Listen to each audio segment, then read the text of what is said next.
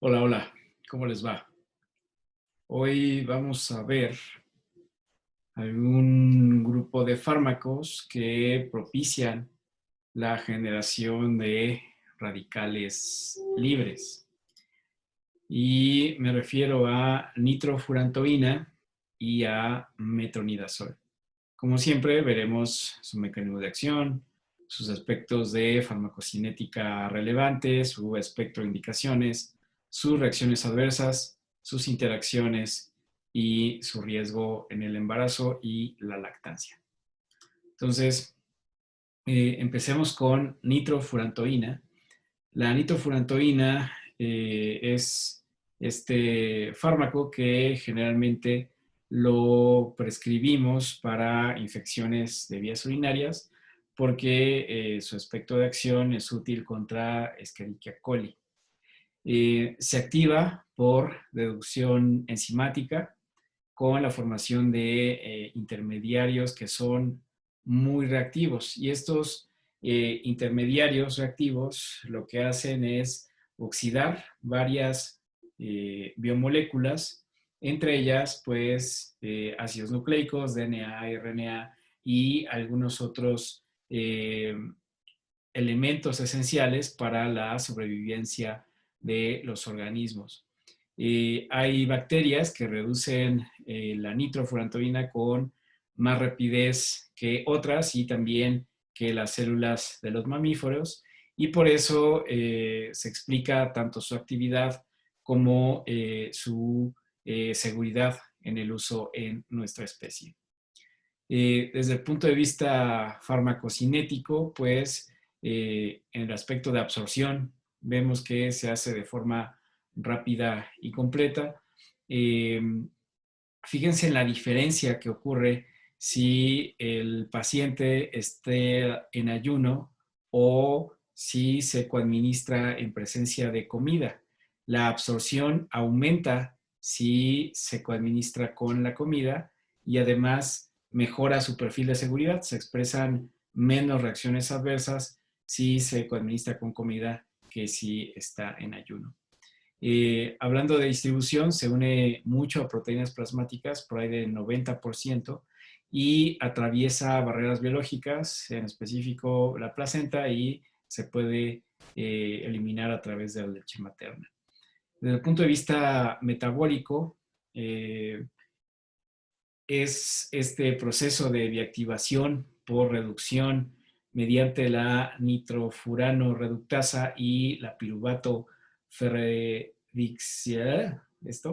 ferredoxin dinoxireductasa. No les vamos a preguntar nombres raros, pero necesita ser biactivado por estas dos enzimas, y entonces eso explica por qué funciona y entonces por qué se hacen estos metabolitos activos. Se elimina de forma muy rápida, tiene una vida media entre 0.3 y 1 hora, y eso propicia que, aunque se absorba de forma completa y tenga una biodisponibilidad grande, inclusive si se administra con comidas, pues este proceso de eliminación va a impedir que las concentraciones sean muy altas en las primeras dosis, y entonces pues necesita ir escalando la concentración hasta alcanzar su concentración en estado estable con el paso de las administraciones. Se elimina 40% sin cambios en la orina, y como precaución o como recomendación a sus pacientes le tienen que decir que no se asuste si observa una coloración café al orinar. Eh, ¿Cuál es el espectro bacteriano de la nitrofurantoína? Si sabemos que es útil en la cistitis, en las infecciones de vías urinarias, pues entonces pues va a ser bacterias gran negativas, en específico Escherichia coli, que se encuentran presentes en las infecciones del tracto urinario bajo. Hay que tomar en cuenta que el pH urinario ácido aumenta la actividad antibacteriana de la nitrofurantoína, y entonces podemos realizar algunas estrategias para modificar el pH de la orina y así que sea más efectivo. La nitrofurantoína está autorizada para el tratamiento de infecciones urinarias inferiores, pero no se recomienda para el tratamiento de infecciones urinarias altas, es el caso de la pielonefritis o la prostatitis. Entonces, nitrofurantoína, infecciones de vías urinarias de tractos bajos. Como reacciones adversas comunes se encuentran las náuseas, el vómito y la diarrea.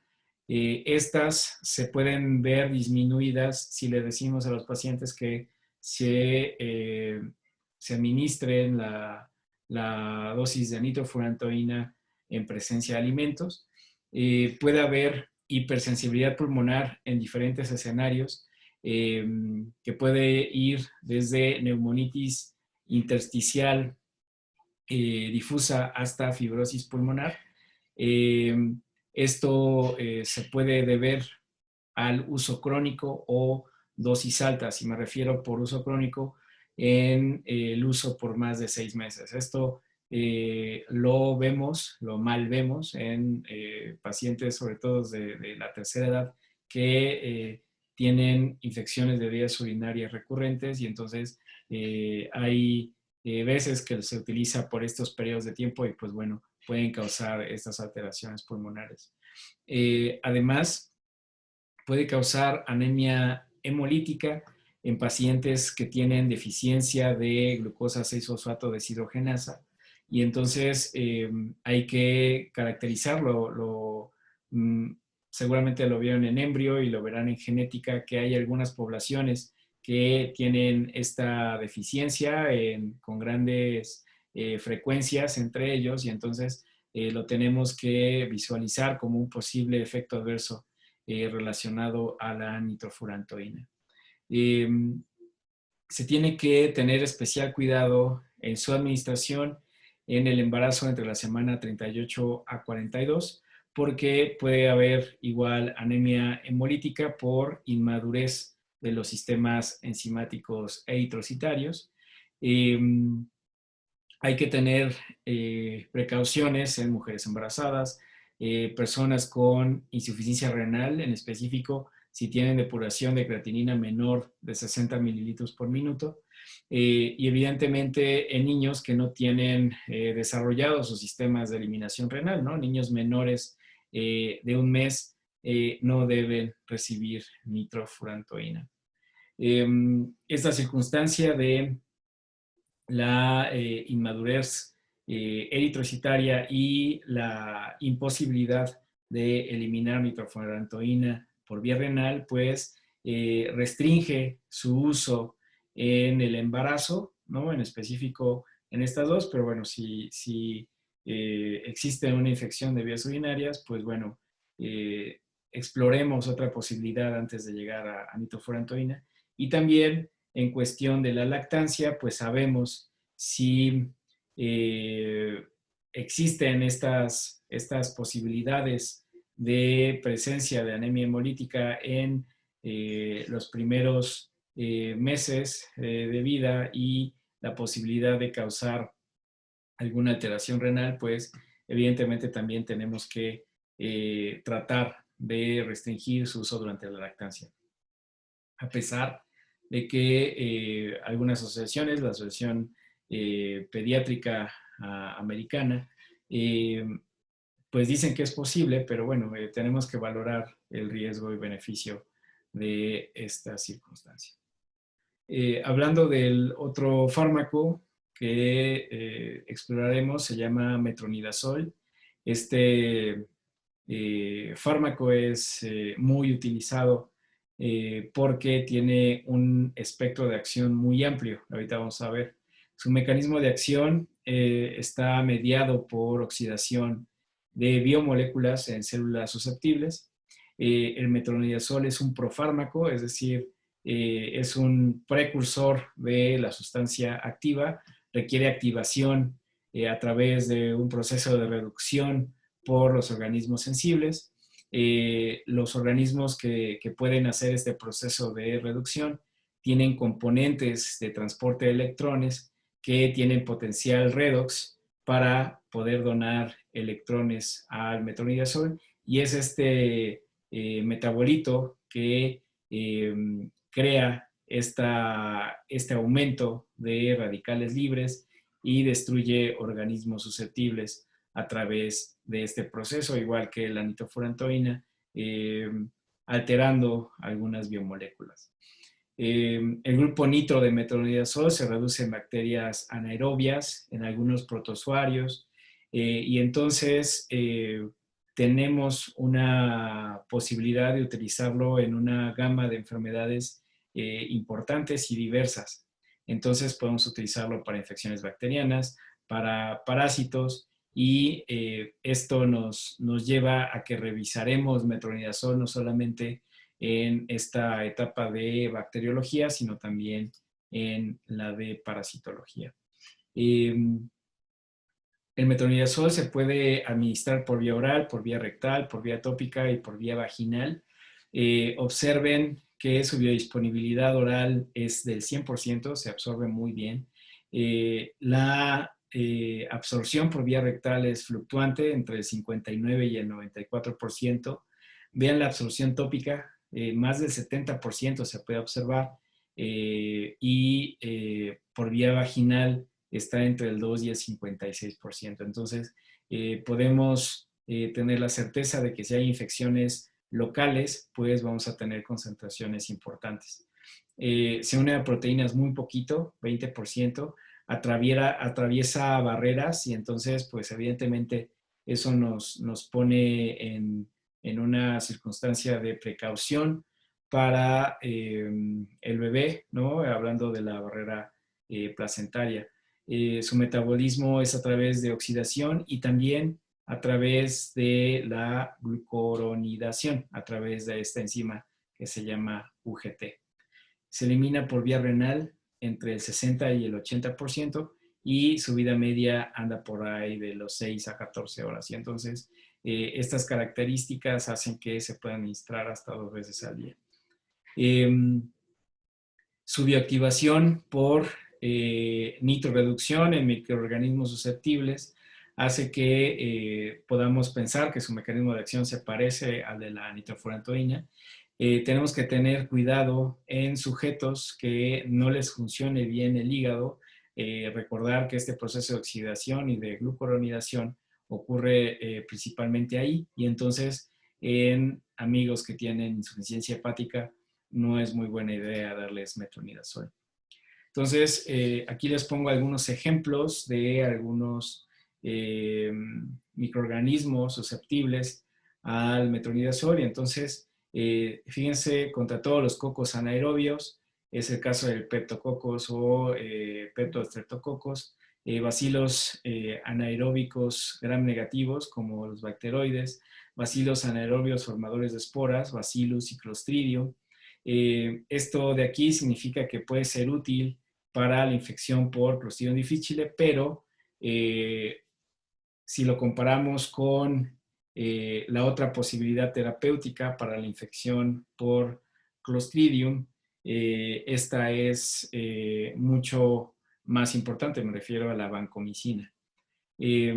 Para bacterias microaerófilas, es decir, para Helicobacter o Campylobacter, también es útil, sobre todo si el metronidazol se combina con otros agentes antiinfecciosos para propiciar que exista una terapéutica adecuada. Hablando de parásitos anaerobios, también lo vamos a ver en el caso de infecciones por tricomonas, por amibas y por giardia. Y entonces, como ven, su espectro es muy amplio, y entonces lo podemos utilizar. Es difícil que existan resistencias vinculadas al metronidazol y también a la nitrofurantoína, porque como sus efectos están mediados por procesos de oxidorreducción y de alteración de diferentes biomoléculas, es difícil que los microorganismos se adapten. Entonces es considerado como un medicamento, un fármaco de primera línea para la infección de Clostridium difficile y vaginosis bacteriana. Recordar que para Clostridium es todavía mejor utilizar vancomicina. ¿Cuáles son sus reacciones adversas? Pues bueno, comúnmente hay náuseas, hay vómito, hay sequedad de boca, serostomía, hay alteraciones de la percepción de sabores, disgeusia, en específico caracterizado por la presencia de un sabor metálico. Puede haber disminución de apetito, anorexia, puede haber dolor abdominal y hay un efecto que es particularmente importante, que es este que se llama efecto tipo disulfiram. Ustedes lo van a escuchar mucho. Este efecto consiste en que el metronidazol inhibe una enzima que se llama alcohol deshidrogenasa.